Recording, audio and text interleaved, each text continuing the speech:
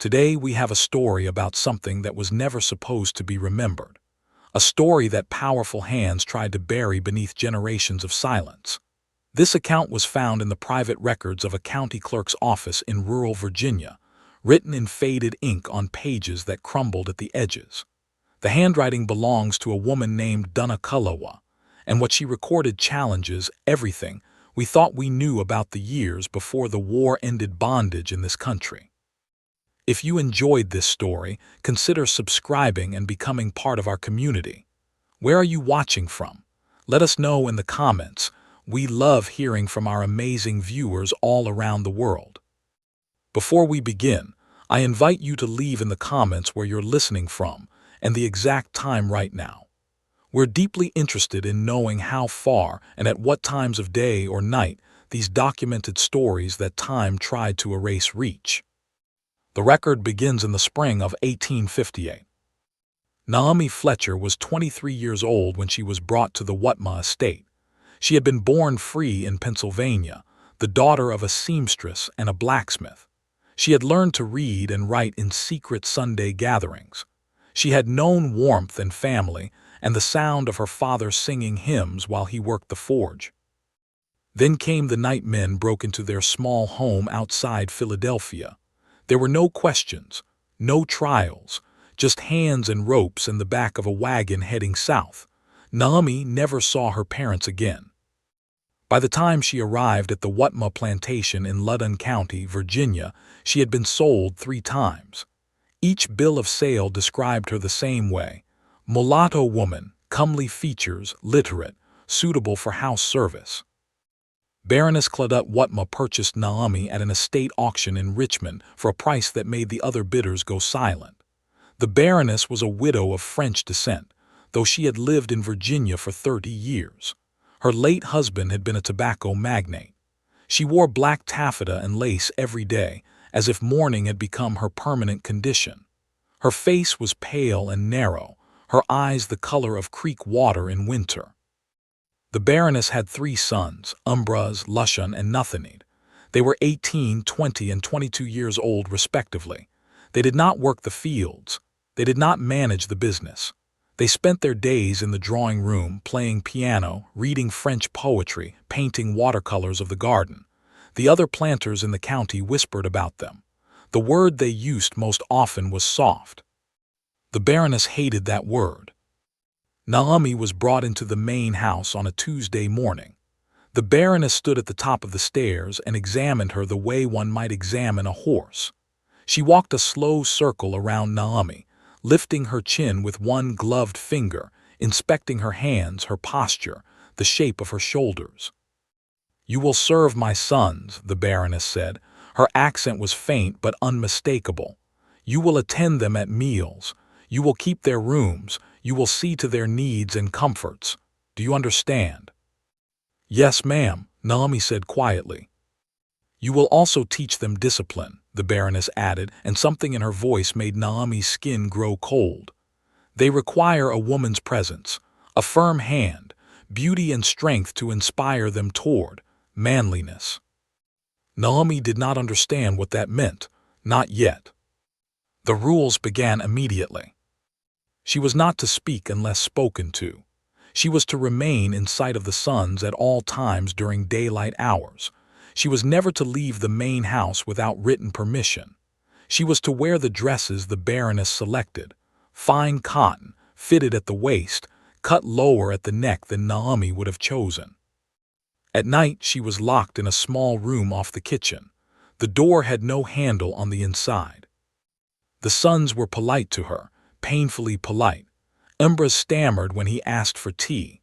Lucian looked at the floor when she entered a room. Nathaniel once apologized for asking her to bring him a book. But the Baroness watched everything. She sat in her high-backed chair near the window, her needle moving through embroidery, her eyes never leaving Naomi. On the 5th night, Naomi woke to the sound of footsteps outside her door. Slow, deliberate, they stopped just beyond the wood. She heard breathing. Then the footsteps walked away. In the morning she found a single white flower placed on the threshold. No one mentioned it, But when Naomi looked up during breakfast, the Baroness was smiling. It was not a kind smile.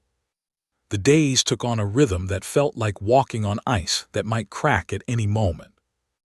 Naomi served breakfast at 7 each morning. The sons ate in near silence while the Baroness sat at the head of the table, her fork barely touching the food on her plate. She watched Naomi move between the sideboard and the table, pouring coffee, arranging plates, her movements careful and deliberate. "Closer," the Baroness would say when Naomi served Ambroise. "Stand beside him. Let him see you." Naomi would step closer. Ambroise would turn red and stare at his eggs. "You see," the Baroness would announce to no one in particular, "this is what a woman looks like. This is what a man should desire." The words made Naomi's stomach turn, but she kept her face still as stone. It was Lucian who finally spoke against it. On the 9th day, when the Baroness told Naomi to sit beside Nathani during his piano practice, Lucian set down his teacup with enough force to make it rattle. "Mother, this is unseemly." The Baroness turned her head slowly, like a bird noticing movement in the grass. "What did you say?" "I said it is unseemly. Naomi is not. She should not be used this way." The temperature in the room seemed to drop 10 degrees. The Baroness rose from her chair. She crossed the room and stood before Lucian, her black skirts rustling like dead leaves. Then she struck him across the face with the back of her hand. The sound was sharp and final. "You will not question me," she said softly.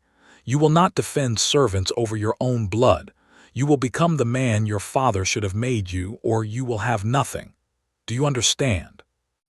Lucian's cheek bore the red outline of her fingers.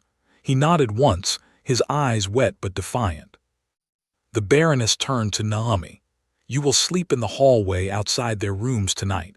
I want them to know you are near. I want them to think about you."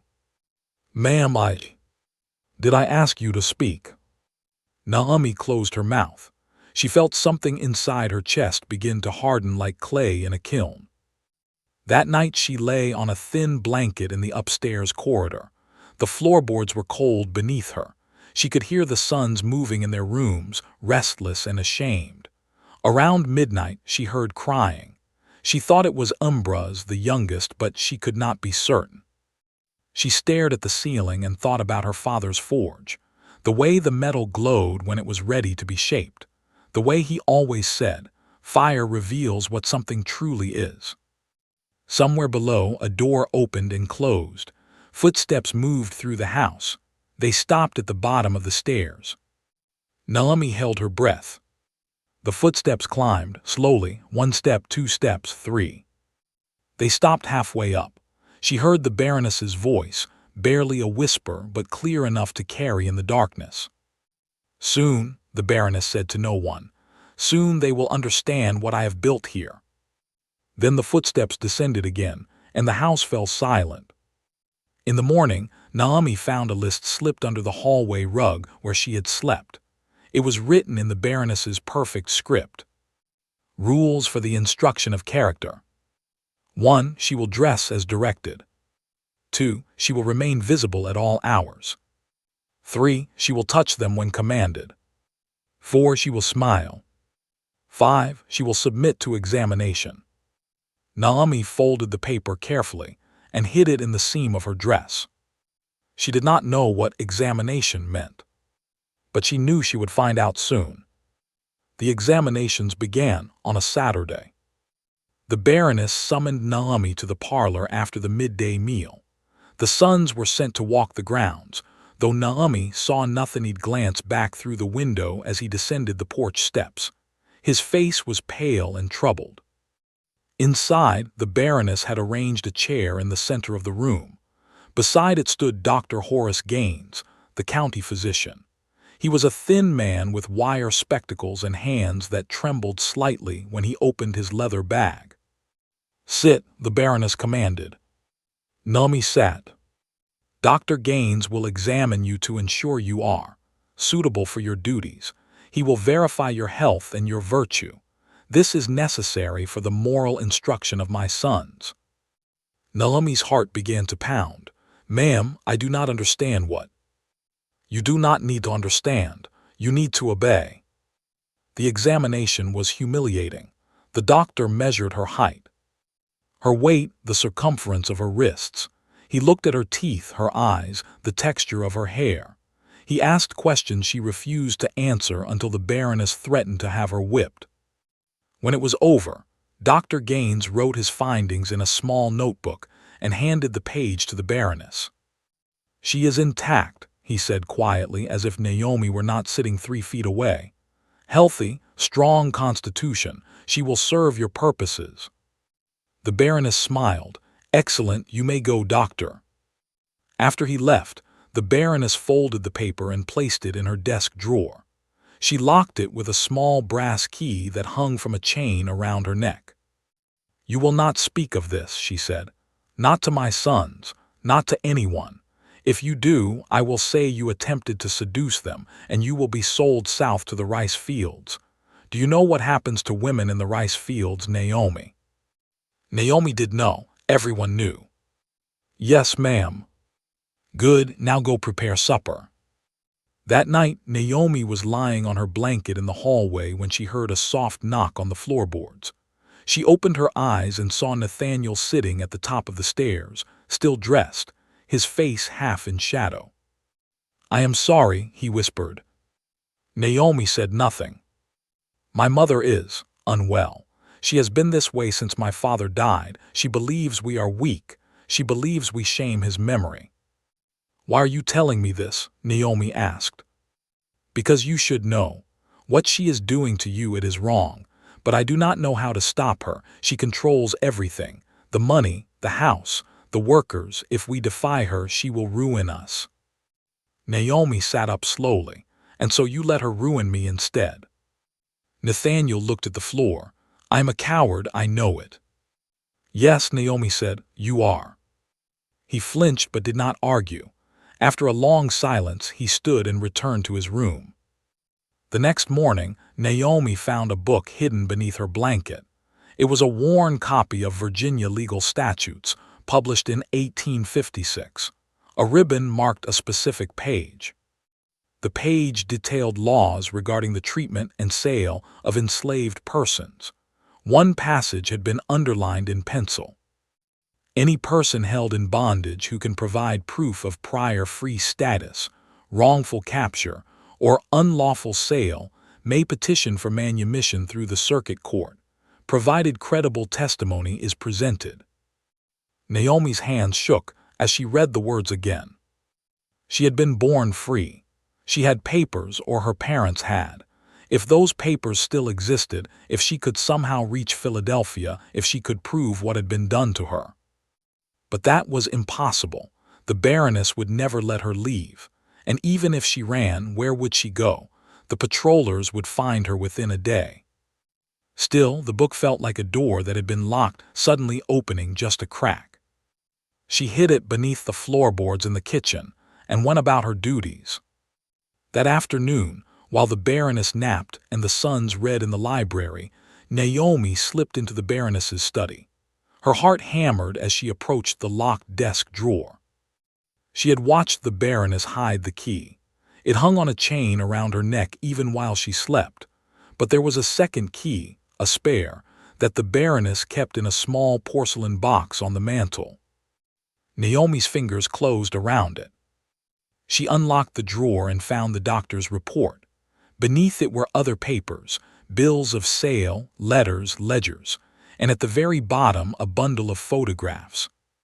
They showed other women, black women, some young, some older, all beautiful, all wearing the same expression Naomi had seen in her own reflection, trapped. On the back of each photograph was a date and a single word, failed. Naomi's blood turned to ice. She was not the first. 3 weeks passed like a slow poison working through Naomi's veins. The Baroness's instructions became more explicit. Naomi was to sit beside the sons during their lessons. She was to place her hand on their shoulders when they seemed distracted. She was to laugh at their jokes, even when they made none. She was to read aloud to them in the evenings, her voice soft and warm, while the Baroness watched from her chair like a director observing a stage play. The sons endured it with visible shame. Ambrose stopped speaking almost entirely. Lucian developed a habit of leaving the room whenever the Baroness gave a new command. Nathaniel alone tried to show Naomi small kindnesses: a glass of water left on the table beside her blanket, a book of poems slipped into her apron pocket, a quiet thank you when she brought his breakfast. But kindness without action was only another kind of cruelty. On a humid evening in late June, the Baroness called Naomi into the parlor. The sons were already there, standing in a row like soldiers awaiting inspection. The Baroness held a folded piece of paper in her gloved hand. "I have received a letter," she announced, "from Mr. Edmund Cross of Richmond. He is a widower of considerable wealth and is seeking a wife for his eldest son. He has heard rumors about the quality of young men being raised in this county. He wishes to meet my sons and judge their character for himself." The sons exchanged nervous glances. The Baroness continued, "Mr. Cross will arrive in 1 week. By then, I expect my sons to demonstrate that they are men of vigor and strength, that they are not the weak, simpering creatures the county believes them to be." She turned to Naomi. "You will help me achieve this." "How, ma'am?" Naomi asked, though she already felt the trap closing. The Baroness smiled. "Tonight you will dine with us. At the table, as an equal, we will see if proximity to beauty and grace can inspire my sons to act as men should act." Nathaniel's face went white. "Mother, you cannot." "Silence." The Baroness's voice was sharp as a blade. "You will sit beside her. You will speak to her. You will look at her as if she were a lady, not a servant. And by the end of the evening, I expect to see something resembling desire in your eyes, or I will know you are beyond saving." Naomi felt her stomach twist. This was no longer about instruction or discipline. This was something darker, something the Baroness was willing to force into existence through sheer will and cruelty. The dinner was agony. Naomi sat between Nathaniel and Lucian, dressed in one of the Baroness's old gowns, altered to fit her. The fabric was silk, the color of deep wine. She felt exposed and humiliated, a doll arranged for display. The Baroness asked questions designed to make the sons respond. "Nathaniel, does Naomi not have lovely eyes? Tell her so." "Lucian, offer her wine. A gentleman always serves a lady first." The sons obeyed mechanically, their voices hollow. Halfway through the meal, the Baroness stood and walked to Nathaniel's chair. She placed her hand on his shoulder and leaned close to his ear. "Touch her hand," she whispered, loud enough for everyone to hear. "Show me you are capable of it." Nathaniel's hand trembled as he reached across the table. His fingers brushed Naomi's, and he recoiled as if burned. The Baroness's face twisted with rage. She seized Nathaniel by the collar and dragged him from his chair. "You disgust me," she hissed. "You are not a man. You are a ghost in a man's skin." She struck him across the face, then again, harder. Nathaniel stumbled backward, blood appearing at the corner of his mouth. Ambrose stood. "Mother, please." The Baroness turned on him. "You are no better, weak, useless, all of you." She turned to Naomi, and the look in her eyes was pure venom. "This is your fault. You have failed to inspire them. You are as useless as they are." "No, ma'am," Naomi said quietly. "They are good men. They do not need to be changed." The Baroness froze. For a moment, the only sound was the ticking of the grandfather clock in the hall. Then the Baroness crossed the room and slapped Naomi so hard her vision blurred. "You will not speak unless I permit it. You will not defend them. You are property, Naomi. Property does not have opinions." Naomi tasted blood, but she did not lower her eyes. The Baroness leaned close, her breath cold against Naomi's cheek. "If my sons are not transformed by the time Mr. Cross arrives, I will sell you to the cotton fields in Alabama.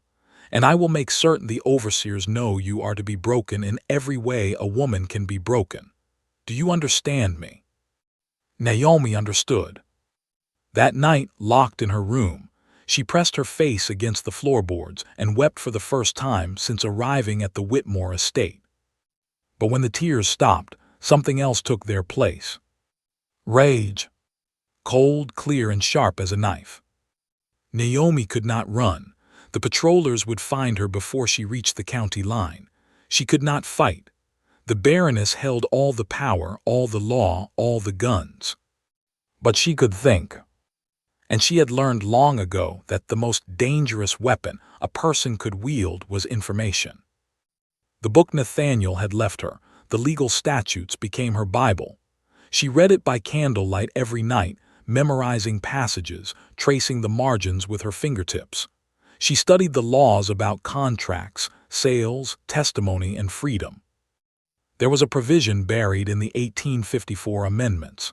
It stated that any enslaved person purchased through fraudulent means, through forged documents, false testimony, or unlawful capture, could be declared free if sufficient evidence were presented to a circuit judge. Naomi had been born free. She had been stolen. If she could prove it, the law might actually protect her. But she needed proof, and proof meant papers, documents, witnesses. She began to search the house. The Baroness's study was locked each night, but Naomi had already learned where the spare key was kept. On nights when the Baroness slept heavily, aided by the laudanum she took for her nerves, Naomi slipped downstairs and went through the desk drawer by drawer.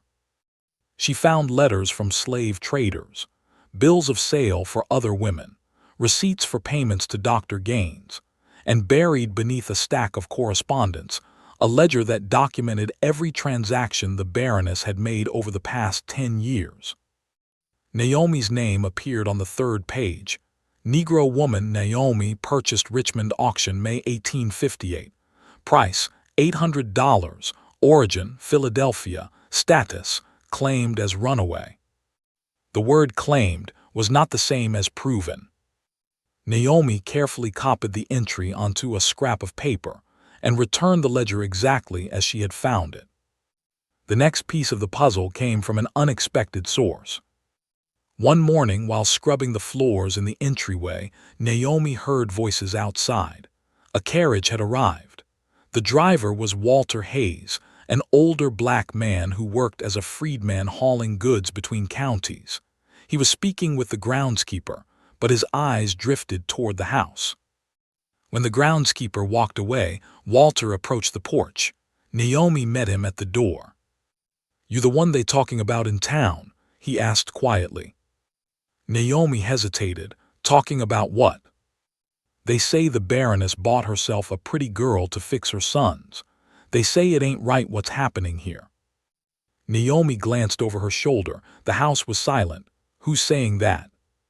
"Folks, the preacher's wife, the school teacher, even some of the white folks who got sense." He leaned closer.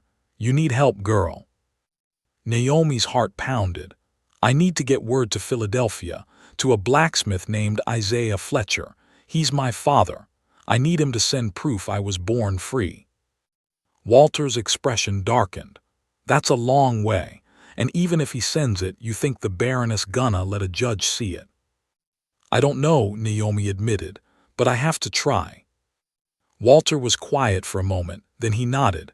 "I'll do what I can, but it'll take time, weeks, maybe longer." "I don't have weeks," Naomi said. "Mr. Cross arrives in 5 days, if the sons don't. If she's not satisfied, she's going to sell me south." Walter's jaw tightened. "Then we'll work fast." He left before anyone saw them talking. That evening, Nathaniel found Naomi in the kitchen. He looked exhausted, his face drawn and pale. "My mother is planning something," he said. "I heard her speaking with Dr. Gaines this afternoon. She wants him to give you something, a tonic, she called it, to make you more compliant." Naomi's blood ran cold. "What kind of tonic?" "I don't know, but I heard her say it would make you easier to manage. Naomi, you have to refuse it." "If I refuse, she'll punish me." If you take it, you'll lose yourself." Naomi looked at him, really looked at him. She saw fear there, yes, but also guilt and something that might have been courage trying to grow in thin soil. "Why are you helping me?" she asked. "Because I am tired of being a coward," Nathaniel said, "and because you deserve better than this, better than us." He reached into his coat and pulled out a small envelope. "I wrote to the circuit judge in Leesburg. I told him there are questions about your legal status. I did not give details, but I planted the seed. If you can provide proof of your freedom, he may hear your case." Naomi took the envelope with shaking hands. "Your mother will destroy you if she finds out." "I know." "Then why?" Nathaniel's voice was barely a whisper. "Because if I do not stand for something, I am already destroyed." After he left, Naomi opened the envelope. Inside was a single line written in the judge's hand. "Petition may be heard if credible evidence is provided. Court convenes July 15th. 2 weeks away." Naomi hid the letter in the same place she had hidden the book. Then she knelt beside her blanket and prayed for the first time since Philadelphia. She prayed for strength, for time, for her father to still be alive and for Walter Hayes to be fast, and for the judge to have a heart that could still recognize injustice when he saw it. But most of all, she prayed that she would live long enough to see the Baroness's face when everything she had built came crashing down. Mr. Edmund Cross arrived on a Thursday morning in a black carriage pulled by 4 gray horses. He was a broad-shouldered man with silver hair and a beard trimmed to a sharp point. His son, Daniel Cross, was a younger, quieter version of his father, tall and serious, with ink-stained fingers and the posture of someone who spent more time with books than people.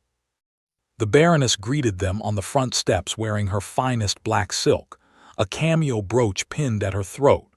She had spent the previous 3 days in a frenzy of preparation, drilling the sons on etiquette, posture, and conversation.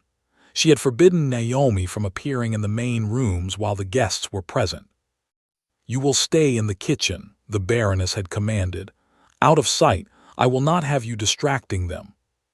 Naomi had obeyed, but she listened. The voices carried through the floorboards. Polite introductions, discussion of tobacco prices, talk of the upcoming harvest. Mr. Cross asked about the sons' education, their interests, their plans for the future. The Baroness answered with carefully constructed lies, painting her sons as ambitious young men eager to enter business and society. Nathaniel's voice when he finally spoke was strained. "I enjoy literature, sir, and music." "Music," Mr. Cross repeated, his tone unreadable. "A fine pastime. But a man must also understand commerce, law, the realities of managing land and labor. Tell me, young man, how many acres does your mother's estate encompass?" There was a long pause. Nathaniel did not know. He had never been taught. The Baroness answered for him, her voice tight with barely concealed frustration. At midday, the guests retired to their rooms to rest before supper. The Baroness stormed into the kitchen, her face pale with rage. "They think my sons are fools," she hissed.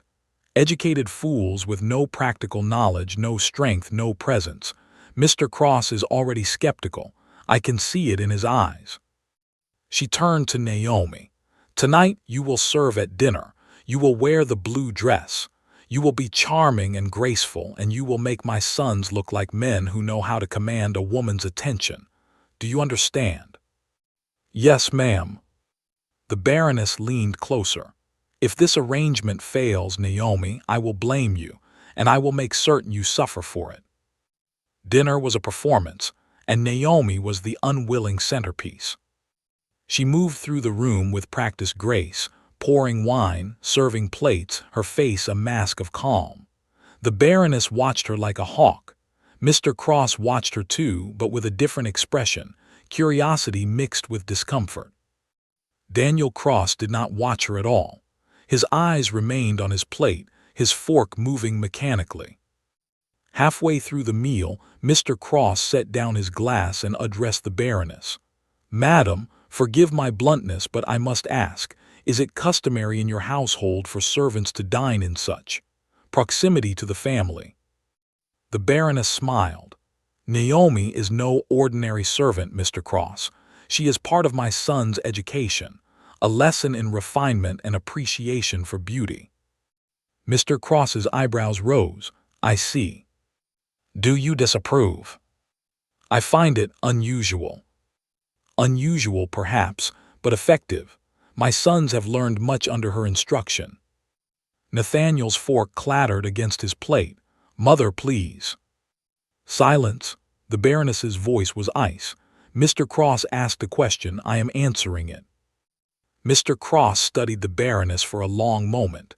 Then he turned to Nathaniel. "Young man, what have you learned from this arrangement?" Nathaniel looked at Naomi. Their eyes met across the table. She saw the decision forming in his face, the moment he chose truth over fear. "I have learned," Nathaniel said slowly, "that cruelty dressed as instruction is still cruelty.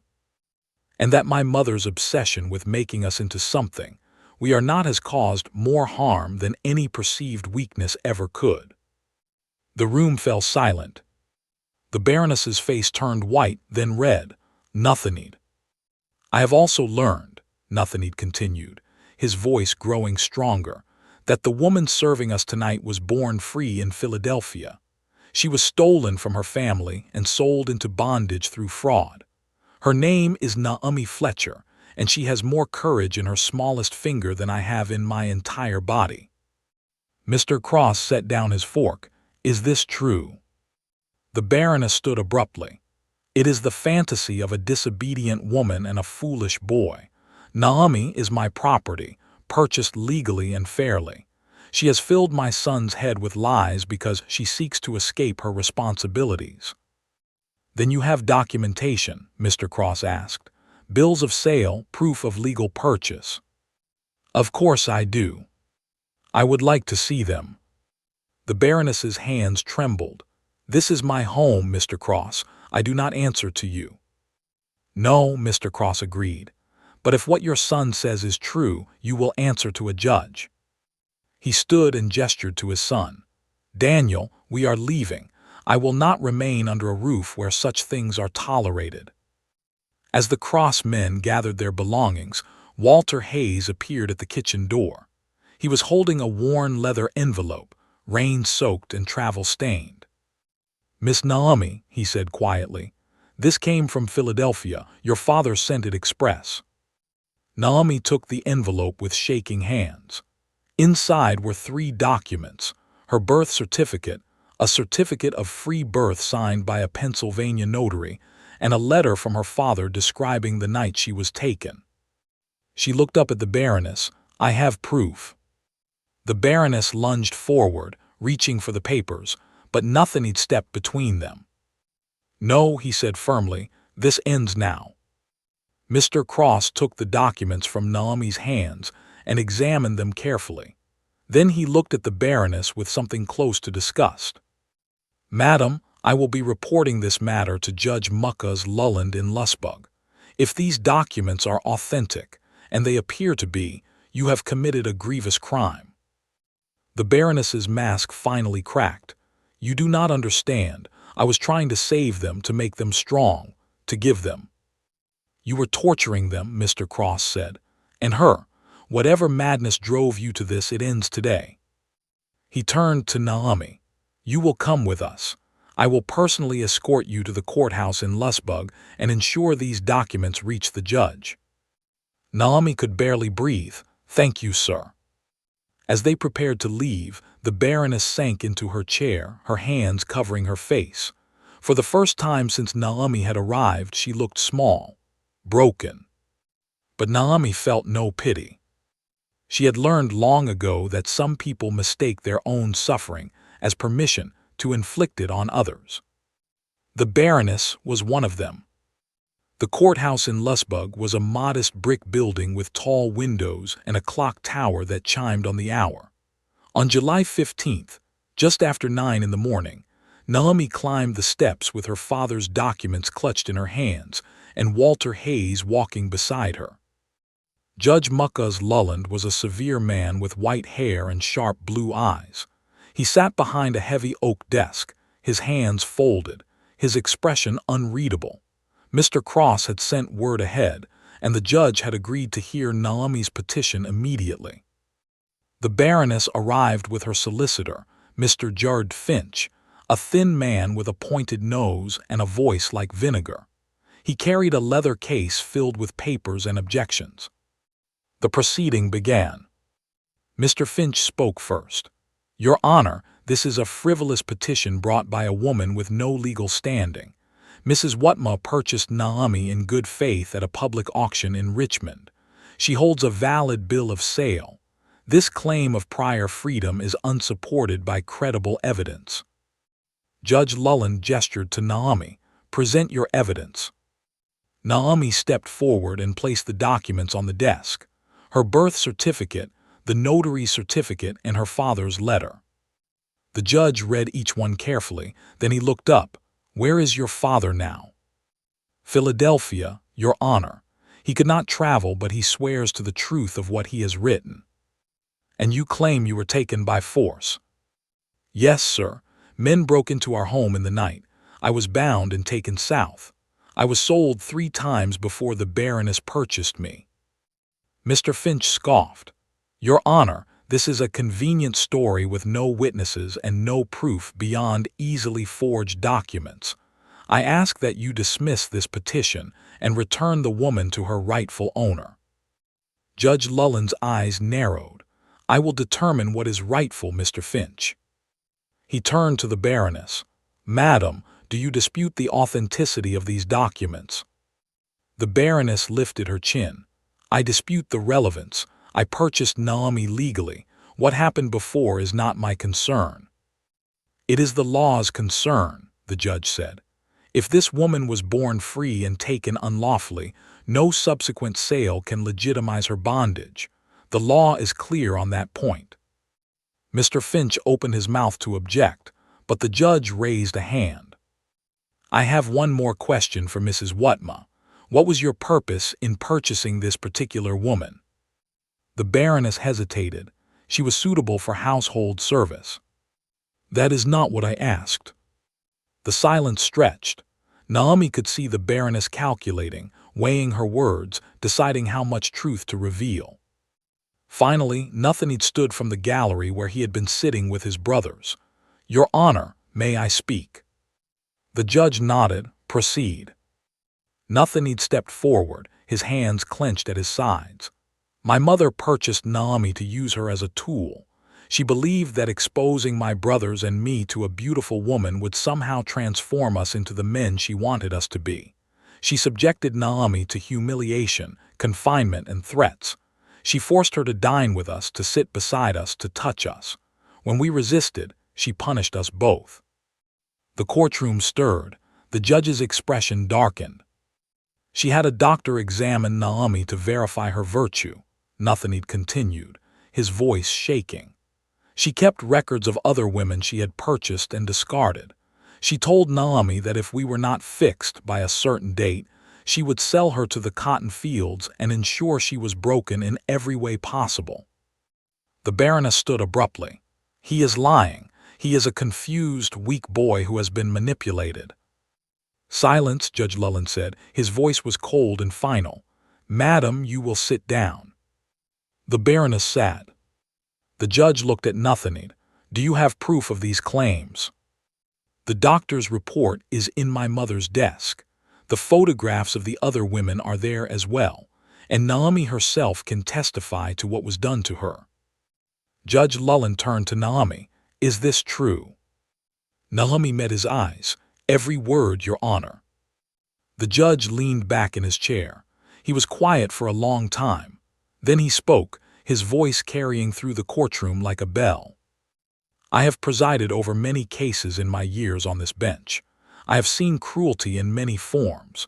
But this is an abomination. Mrs. Whitmore, you have not only violated the law by holding a free woman in bondage, you have committed acts of psychological and moral brutality that offend every principle of decency." He picked up Naomi's birth certificate. These documents are authentic. I can see the seal, the signature, the date. And even if they were not, your own son's testimony and your refusal to deny his claims are damning enough." He brought his gavel down once, the sound sharp as a gunshot. "I hereby declare Naomi Fletcher to be a free woman, unlawfully held in bondage. All claims of ownership are void.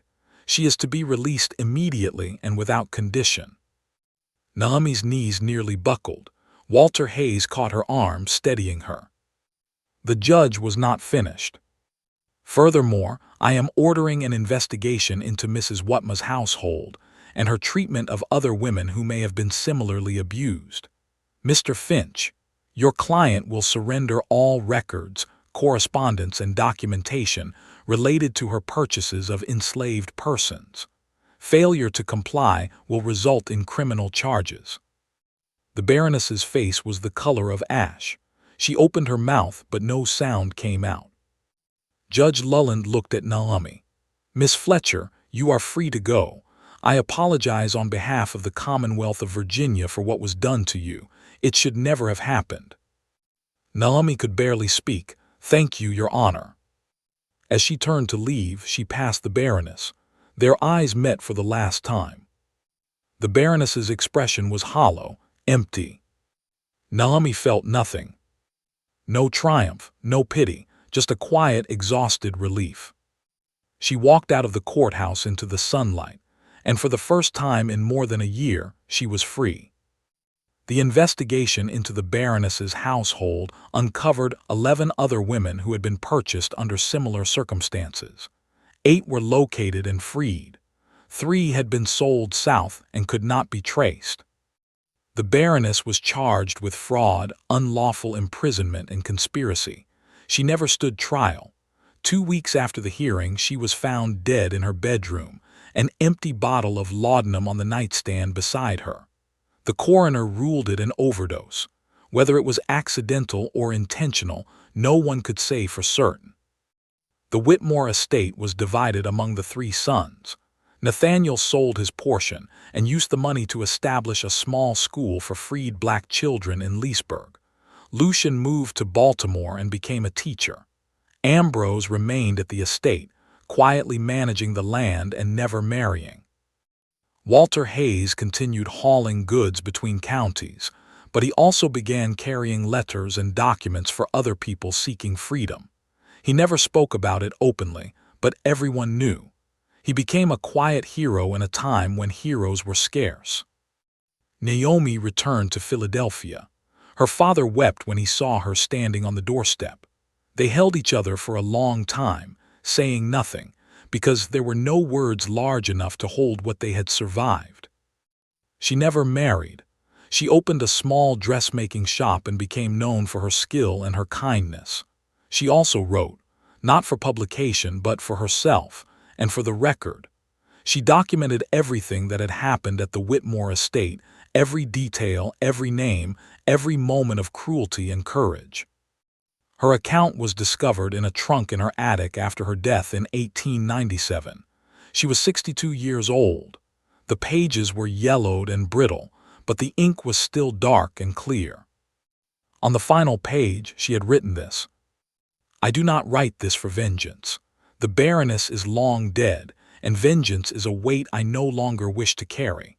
I write this so that someone someday will know what happened, so that the women whose names I never learned, whose photographs I saw but whose voices I never heard, will not be forgotten.